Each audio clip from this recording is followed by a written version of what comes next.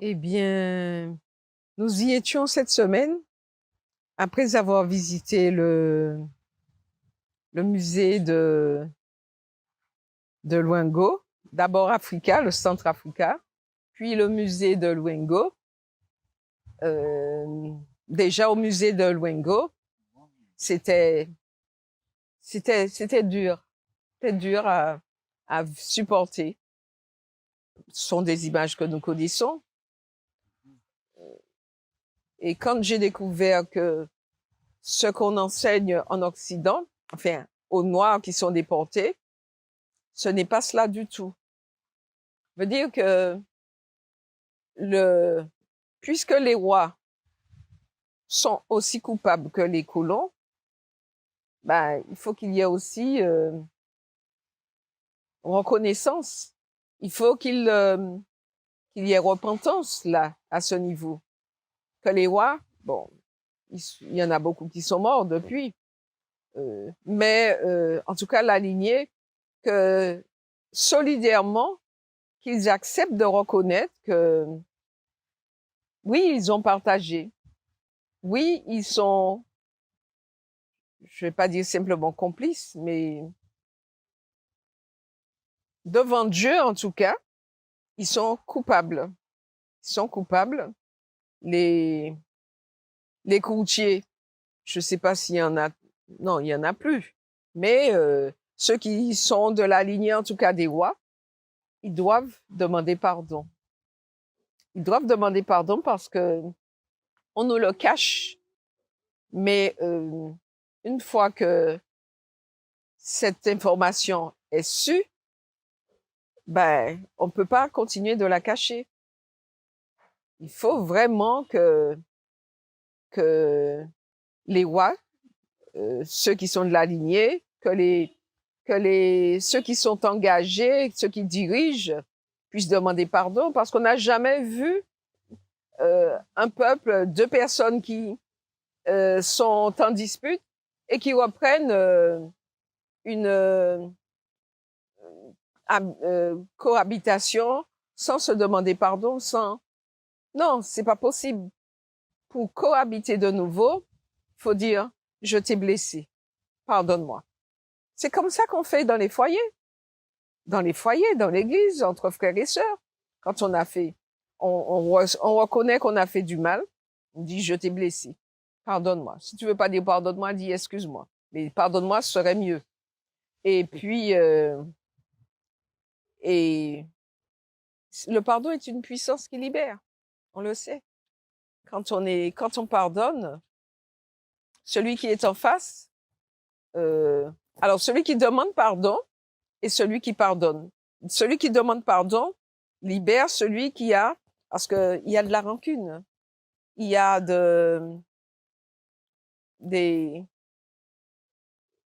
comment dire, il n'y a pas la paix du cœur.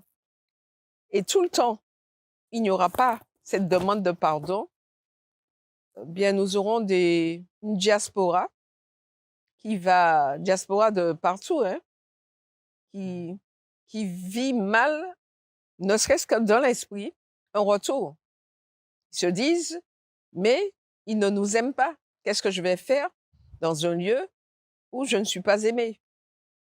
Donc, la diaspora doit aussi faire des efforts, euh, puisque nous savons pour quelle raison le châtiment a été donné. C'était pas seulement l'idolâtrie, et c'était aussi le manque d'amour, hein, parce que quand je lis la Bible, ben les sacrificateurs, les chefs euh, s'appuyaient sur les plus faibles. On, on prenait le pain du plus faible. Donc, il faut vraiment qu'on revienne à l'amour selon Dieu. Et l'amour selon Dieu passe par le pardon. Et celui qui a offensé doit demander pardon, et celui qui s'est senti offensé doit aussi libérer son cœur, accorder le pardon. C'est possible grâce à Dieu, grâce à Zembé. C'est possible. Oui, je dis Zembé parce que c'est le nom en En Kikongo. Parce que Dieu, on sait que Dieu, c'est... Si je dis en hébreu, je dirais Elohim. Mais maintenant, j'ai adopté. Parce que je crois que c'est vrai. Et puis, donc ça, c'était au musée. Mais après, nous avons fait la tournée un autre jour parce que c'était tellement émouvant qu'on n'a pas pu faire tout au même jour. Nous sommes allés une autre fois à la baie même de Luango, sur la route des esclaves. C'était dur aussi à supporter, difficile, hein, de penser que sur des kilomètres et des kilomètres pendant au moins un mois, imaginer des hommes, des femmes, des enfants traverser tant de territoires pour arriver jusqu'à la baie, marcher tous les jours sans relâche. Oui, et au moins 20 kilomètres par jour. Et les routes, j'imagine, n'étaient pas comme aujourd'hui, celles d'aujourd'hui. J'ai trouvé cela très dur, très dur. Et finalement, quand nous sommes arrivés à l'endroit où il y avait un manguier, un matachebo, c'était ça, qui était envahi par une liane centenaire aussi, mais je n'ai jamais vu de liane de cette taille. C'est comme ça, hein? Comme un arbre, qui s'est enroulé autour du manguier et qui a traversé, qui est allé bien loin, beaucoup de ramifications. C'était là c'était un marqueur du temps. J'ai regardé de près, on sentait l'oppression qu'il y avait là en dessous parce que on peut imaginer, oui, la nature a une mémoire, disait le frère Dominique. La nature a une mémoire, les arbres ont une mémoire, l'eau a une mémoire et ont vu passer, pas comme nous voyons, mais et sont imprégnés de tout ce qui s'est fait là. Ceux qui étaient curieux aussi, c'est de voir que malgré le fait qu'il y ait des graines de mangue qui tombent, il n'y avait pas de manguier non, il n'y avait pas de petits manguiers, il n'y avait rien. C'était quand même étonnant. Oui, c'était surprenant. Ces vestiges, je crois, étaient là pour nous montrer le chemin, nous montrer, on n'oublie pas, voilà le lieu. Mais quand nous sommes allés plus loin, nous sommes arrivés à l'endroit où il y avait une stèle. Une stèle, il y avait 2 stèles. Une stèle qui remonte à très peu de temps. Peut-être 2000, combien, 20, 2018? Je sais pas. Donc, il y avait une stèle et pour marquer le passage final des déportés, parce qu'après, la direction, c'était dans la mer. C'était à cet endroit-là qu'ils devaient tourner, on les faisait tourner, le colon les faisait tourner plusieurs fois autour de la stèle. Dit-on 7? Comme il n'y a pas d'écrit, on ne sait pas. Et puis, on les emmenait. Ils avaient perdu leur repère à force de tourner, boum, ils s'en vont. Et il y avait une autre stèle à terre qui était l'original, qui remontait, qui avait au moins, on est en quoi, 2000, peut-être 2 siècles, 2 siècles, oui. Et cette stèle a été brisée sans le secours d'aucune main. Alors, il y avait le conservateur de la bibliothèque qui était avec nous. Il me disait qu'il fallait restaurer cette stèle. Et moi, je disais non, parce que l'Esprit de Dieu me montrait que la stèle qui est brisée, c'était sans aucun doute de la volonté de Dieu. Parce que le temps est fini. Le temps de la servitude est fini. Donc, redresser la stèle veut dire encore que voilà, on continue de passer autour. Non, non, non. La libération est là. La servitude est finie. C'est terminé. Donc, la stèle brisée doit rester là. Bien sûr, on doit entretenir le lieu pour marquer les esprits que la servitude est finie. Et deuxièmement, si la stèle est là, c'est parce que vous avez désobéi à Tata Zembe. Et donc, pour rafraîchir la mémoire, mais pas pour venir pleurer devant la stèle parce que nos parents sont partis en déportation. J'ai saisi, nous sommes allés un peu plus loin. Il y avait un quartier qui s'appelle Martinique, un autre quartier, Guadeloupe, sur une carte ancienne. Mais aujourd'hui, il n'y a plus de vestiges là, à cet endroit, puisque nous avons vu soit des constructions, donc il n'y avait rien qui indiquait que c'était le quartier Guadeloupe ou le quartier martiniquais. Mais sur la carte, nous avons appris que ceux qu'on emmenait en Martinique partaient de là. Ceux qu'on emmenait en Guadeloupe partaient du quartier Guadeloupe. Ça s'est oublié. Mais est-ce important de revenir dessus pour remettre soit une stèle ou bien une pancarte? Pas nécessaire, puisque c'est fini. Il faut pas vivre avec le passé. Il faut regarder vers l'avenir. L'avenir est devant nous. L'avenir n'est pas derrière nous. Derrière nous, c'est la servitude. Parle fort pour que...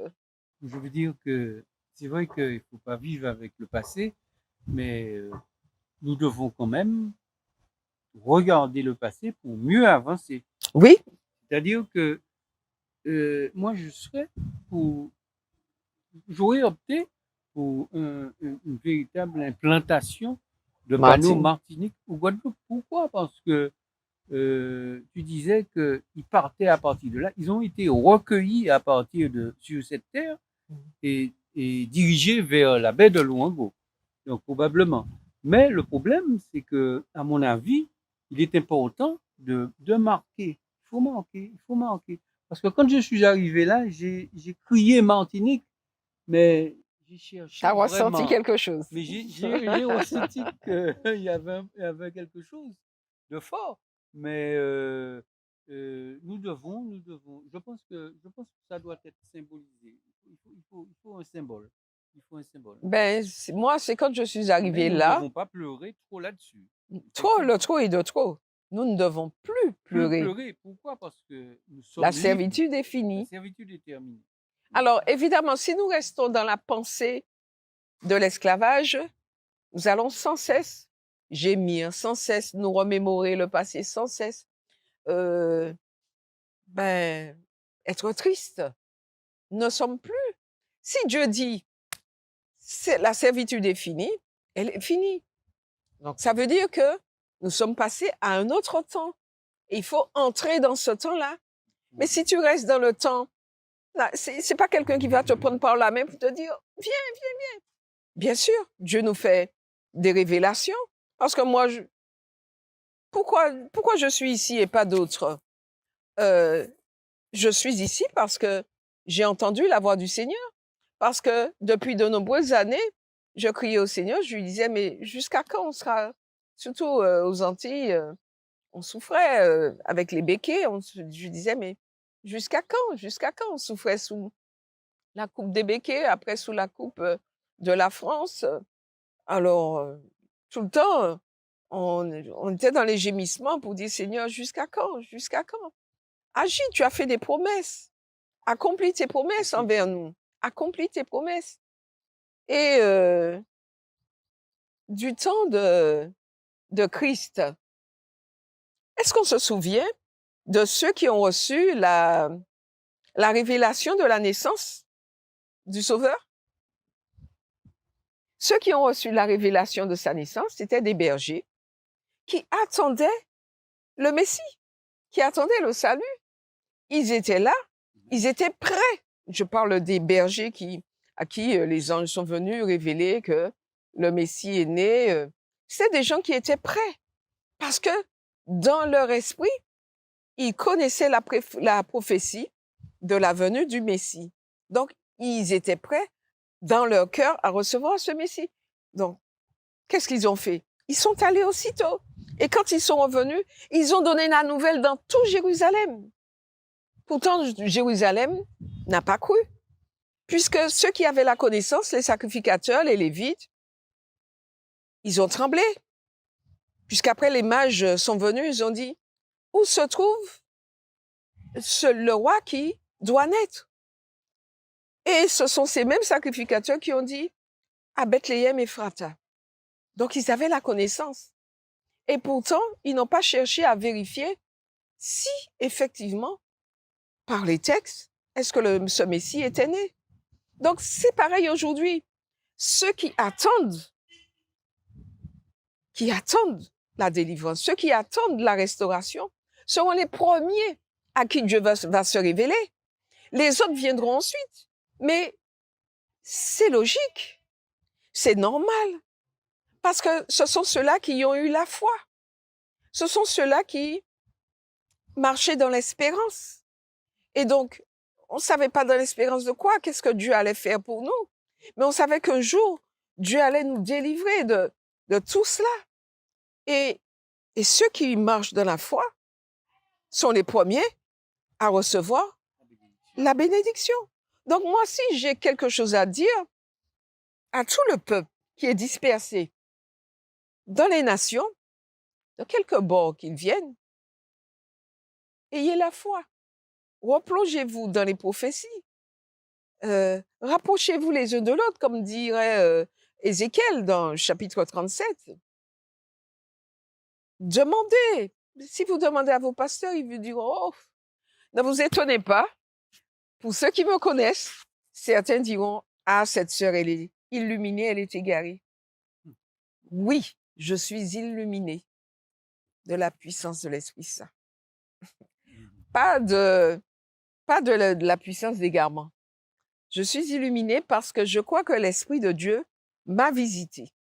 Et ce matin, le Seigneur nous a donné la preuve, avec la sœur qui était là, que dans la même année, nous avons vécu des expériences similaires et elle me dit qu'elle a 30 ans, oui, Dieu l'a appelée en 92, moi aussi, et il y a 30 ans de conversion, et moi aussi, et dans pratiquement les mêmes années, Dieu s'est révélé à elle et aussi à moi. Donc, ceux qui s'attendent à Dieu, Dieu se révèle à eux, c'est ce qui est écrit. Mais si tu t'attends pas à Dieu, si tu pratiques une religion juste, une religion, je vais dire, mécanique, tu te lèves le matin, tu pries, tu lis la Bible, tu chantes, hop, tu vis ta vie pendant la journée, le soir, hop, pareil. Tu fais Shabbat, juste pour apaiser ta conscience. Mais le Seigneur ne se révélera pas à toi. Il se révèle à ceux qui s'attendent à lui. Ceux qui le cherchent de tout leur cœur. Ceux qui lui donnent leur cœur. Si tu n'as pas donné ton cœur à, toi qui nous regardes, si tu n'as pas encore donné ton cœur à Christ, à Isaïe, fais-le promptement. Il te donnera son esprit. Et tu comprendras ce que j'ai compris, ce que nous avons compris, ce que nos frères ont compris, ce que beaucoup d'autres ont déjà compris. Parce qu'en ce moment, il y a une vague. Il y a une vague de tous ceux-là qui étaient déjà prêts à recevoir ce message et qu'ils reçoivent comme un baume, comme un baume. Je te dis, cherche Dieu de tout ton cœur, prie, jeûne, et il t'éclairera. Il te dit, lève-toi et sois éclairé. Donc, c'est ce que j'ai fait. C'est ce que j'ai fait. En fait, c'est un cheminement. Les religions que nous avons pratiquées, ce que je vous ai dit, pratiquer la religion adventiste, oui, nous étions déjà dans la lignée, dans le chemin. Mais il faut continuer. Il faut continuer plus loin. Parce que nous sommes revenus à la parole de Dieu, à la Torah. Nous sommes revenus à la Torah, nous gardons les commandements par la foi en Isaïe. Nous sommes revenus à tout simplement la vérité, puisque nous mangeons différemment, mais surtout nous avons l'Esprit de Dieu dans notre cœur et nous attendons la venue du Messie. Nous croyons que que c'est le temps du jugement et nous appelons chacun à adorer celui qui a fait le ciel, la mer, la terre et les sources d'eau. C'est le message du premier ange. Et ce message, il est comparable à celui d'Exode 20 qui appelle l'homme, les Israélites à l'époque, à garder le Shabbat. Parce que Dieu, il est celui qui a fait le ciel, la mer et les sources d'eau. Si vous comparez Exode 20, verset 11 et Apocalypse 14, verset 6, vous verrez que c'est le même message. Dieu nous appelle à revenir à lui. Et je dis à tous nos frères bantous, quel que soit l'endroit où ils se trouvent, il ne s'agit pas de rentrer dans un mouvement d'émotion. Si c'est juste l'émotion, vous allez vite vous fatiguer. Vite vous fatiguer. Il s'agit de revenir à Dieu, de tout son cœur, de toute son âme, de toute sa force, de toute sa pensée. Et donc,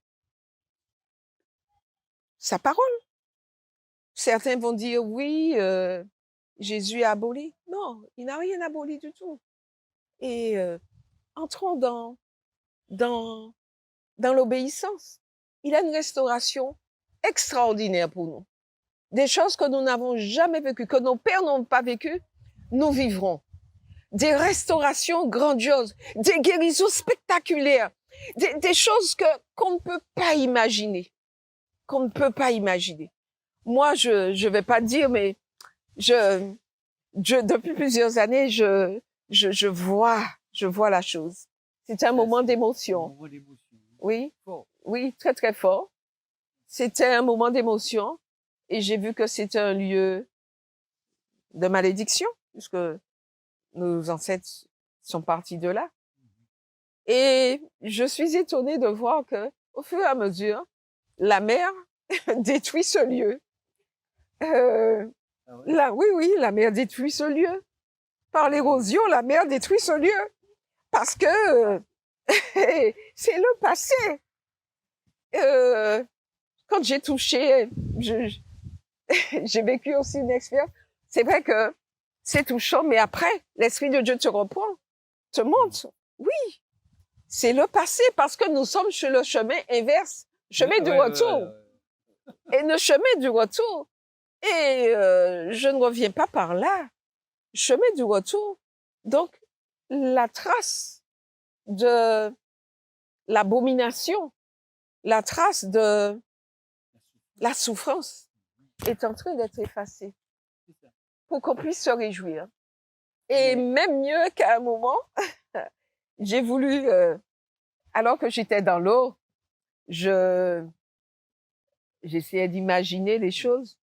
Je me lavais les pieds, les mains, et j'étais en train de prier pour demander à Dieu de me purifier, pour que je sois un instrument entre ses mains, pour que purifier mon corps, mon être entier. Brusquement, alors que j'étais là, une vague est sortie de nulle part et là, j'étais mouillée jusque...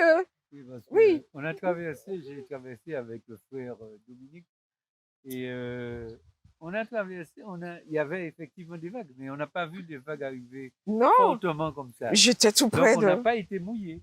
Mais toi, par contre, ça m'a surpris un peu parce que j'ai vu la vague j'étais tout près sur toi et elle t'a mouillé carrément. Tu avais les fesses mouillées. Oui. C'est comme si Dieu me disait, je t'ai purifié. Voilà. Oui. Tu me l'as demandé, je t'ai exaucé. Mais pour rebondir un peu sur ce que disait le frère King tout à l'heure, effectivement, quand je suis arrivé, parce que mon épouse est allée avant, et je suis resté un petit peu en retrait. Et après, j'ai enlevé mes souliers, mes chaussures, et ensuite, je suis rentré dans l'eau. Et quand j'ai touché l'eau, quand même, ça fait un petit truc bizarre. Parce que le problème, c'est pas forcément l'eau, mais c'est le fait de regarder en face et de savoir qu'il y a eu des barques qui sont parties comme ça et qui ont été rencontrées des des ben, comment ça s'appelle encore? Les navires navires, hein? Et c'est ça caravelles. qui m'a un peu perturbé. J'ai dit, ah non, il faut pas pleurer, Alex. Et puis, bon, mais ça se passe. Mais je reconnais que c'est un moment fort. Il faut le dire. Bon, maintenant, comme tu dis, c'est vrai que la souffrance, elle doit être effacée. Et que nous ne devons plus voir un départ, mais un retour. Maintenant, un retour d'une autre façon, puisque le modernisme est arrivé, c'est en avion, hein. Ah, mais il y en a qui arrivent en bateau, hein. Mais n'empêche qu'en avion, quand on est arrivé, c'était agréable quand même, parce qu'on savait qu'on allait quelque part de bien précis et que c'était un retour. On savait que c'était un retour en avion. Mais voilà, hein, c'est C'est une une terre expérience. que j'aime beaucoup. Alors, si j'ai un conseil à donner à ceux qui sont tentés par le retour, venez faire d'abord notre expérience. Parce que tout le temps, quand je disais aux gens, nous allons partir en Guadeloupe, en Afrique. Et on me disait, je te conseille d'aller d'abord visiter, d'aller voir. Non, c'est important. Je disais, mais non, j'étais prête à partir avec ma valise, hein. Partir pour m'y installer sans connaître le pays. On m'a dit, non, non, non, non, non, ne fais pas ça. Et j'ai eu raison, puisque nous sommes passés d'abord au Sénégal, mais le Seigneur m'a dit non, pas le Sénégal. Quand je suis arrivée ici, j'ai compris que c'était vraiment ici. Donc, venez, faites un petit voyage de reconnaissance, de reconnexion, et le Seigneur vous inspirera. Priez. Mais c'est vrai que si je n'avais pas eu le contact avec nos frères, Dr. King, Dominique et d'autres, j'aurais eu du mal à venir simplement ici. Pour aller où? Pour faire quoi? On serait peut-être enfermé dans une chambre d'hôtel. On prendrait le taxi pour aller juste visiter certains lieux. Ça s'arrêterait là. Mais oui, on a vu. Je reconnais que le frère Dominique a été vraiment à la hauteur de sa tâche. Là. Il a été vraiment avec nous. Et si on n'avait pas connu, si on n'avait pas eu à nos côtés, et si aussi le pasteur King n'avait pas été en relation avec, parce que il y a eu des coups de fil qui sont passés depuis décembre, depuis oui, nous devions déjà venir en décembre. Donc, je vois qu'ils ont gardé leurs promesses, ils ont été, et jusqu'à présent, ils sont avec nous, et je reconnais que je reconnais comment on va dire, la participation votre participation à notre égard. Mais nous revenons de l'Europe et ce n'est pas et en plus on est martiniquais, on a notre culture, on est venu en France métropolitaine et on s'est un peu adapté. Hein.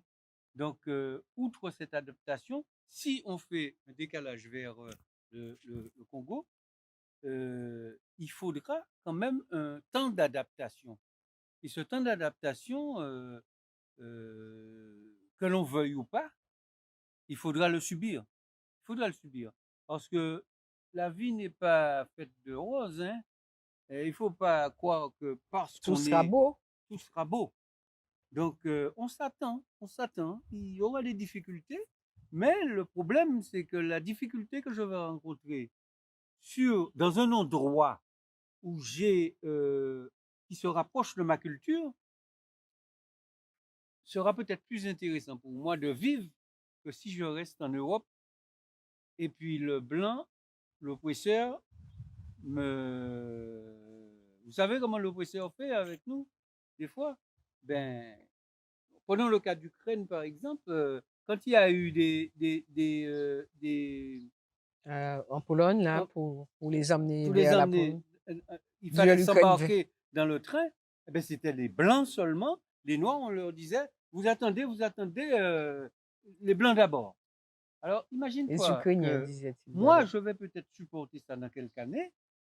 En France, c'est-à-dire que si je suis ici, chez moi, où il y a, je pourrais, je pourrais mieux me débrouiller. Pourquoi? Parce que, premièrement, il n'y a pas, tous mes amis qui sont autour de moi, on est pratiquement pareil.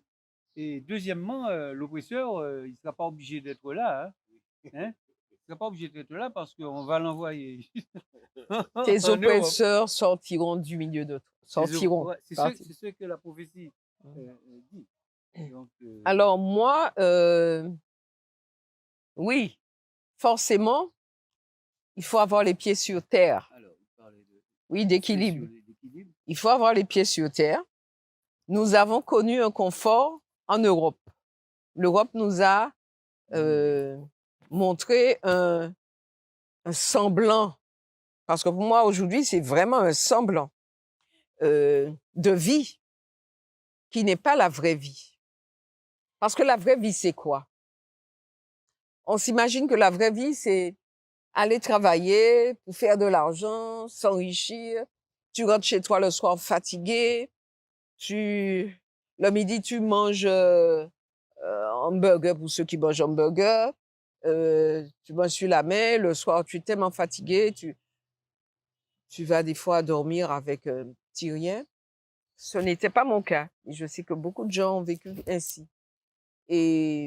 Mais ils ont là-bas des commodités, des cafés, des restaurants, beaucoup de cinéma, de salles de spectacle, des croisières, enfin, il y a tout ce qu'il faut pour nous divertir et que l'esprit ne puisse pas réfléchir, raisonner.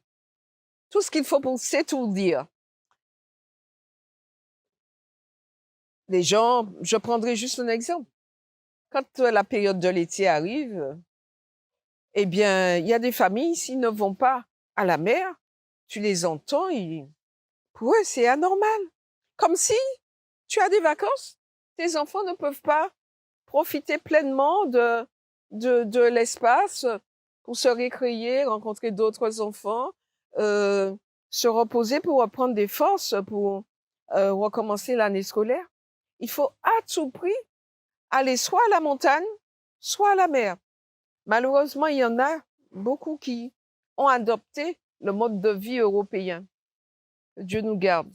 Nous, vraiment, j'ai toujours voulu rester sur ma vision.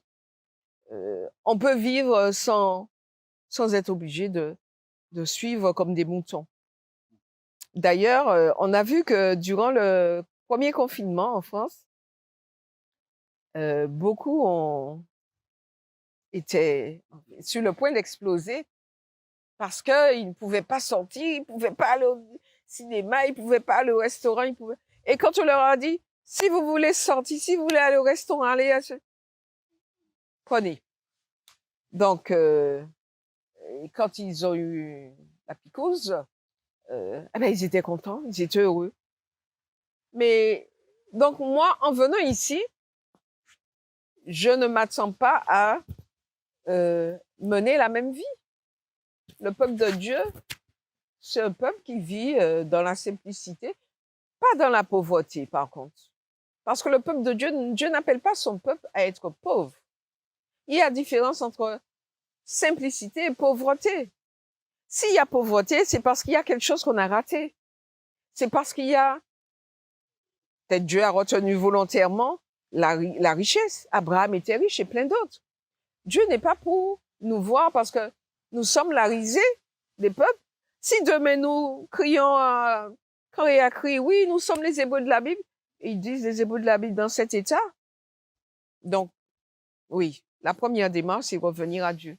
Donc, je suis tout à fait consciente que revenir ici, il faut un équilibre. Oui, il faut rencontrer des gens. Il faut rencontrer la population autant que possible. Je veux pas aller partout, mais se faire des liens, créer des liens au fur et à mesure, apprendre à connaître ceux qui nous entourent. Nous avons beaucoup à apprendre d'eux, mais ils ont aussi à apprendre de nous, parce que nous avons vécu des expériences aussi là-bas, où nous étions en Europe. Et vous aussi, vous avez des choses à nous apprendre. Donc, si tous, nous mettons sur le même plan, sur le même niveau, il n'y a pas un qui est plus élevé que l'autre, ben, on s'apportera des choses mutuellement et on s'appréciera davantage. Le véritable amour se manifestera à tel point que les gens du dehors nous envieront. Mais oui, je vois un retour comme ça, un équilibre. Je ne cherche pas le confort qui était en Europe, un confort artificiel.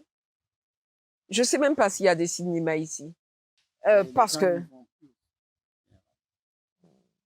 ben je dis quand il n'y a pas ces choses-là, on est plus heureux. On est plus heureux parce que même la télé, bon, moi je regarde les nouvelles et je prends beaucoup de recul, mais je vais pas aller me farcir de feuilletons, jamais. Et donc s'il y a pas de télé, franchement, pour dire, moi je dirais à tous ceux qui ont envie, qui sentent au fond de leur cœur qu'il y a cet appel. Examinez ce qui se passe dans le monde. Regardez en Europe ce qui se passe. Les temps à venir seront très difficiles. N'attendez pas d'être dans une posture où il y a la mer Rouge devant vous et il y a les Égyptiens derrière vous. Dieu voudrait qu'on fasse ce retour en temps de paix. Et nous avons ce petit temps de paix très court pour revenir. Revenez. Il n'est pas trop tard encore. Revenez. Tous ceux qui veulent revenir de tout leur cœur, Dieu, c'est lui qui retient les cordages et il retient les 80, il dit, attendez. Donc, il faut revenir. Rassemblons-nous. Nos enfants, il faut qu'ils reviennent. Faut pas que les parents partent et se disent tant pis pour leurs enfants. Non. Moi, je prie pour que nos enfants soient avec nous. Voilà. Et je prie aussi que je prie que l'Afrique soit prête à nous recevoir. Parce que si nous avons le désir de venir et qu'on ne nous connaisse pas ici, on ne sait pas qui ils sont. Ces gens-là ont débarqué, ils viennent des îles. Attends, je terminer. Ils viennent des îles. Qui sont-ils? Ils prennent nos terres. Ça peut. Donc, il faut vraiment une grande campagne d'information pour que tout le monde sache que les enfants perdus sont de retour. Voilà.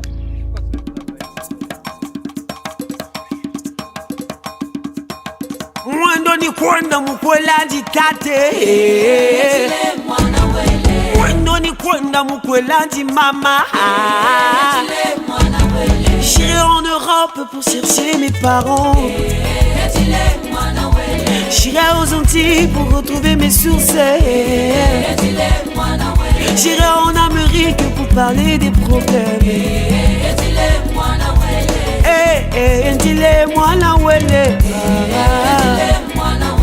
Une fois réunis, on va rentrer chez nous.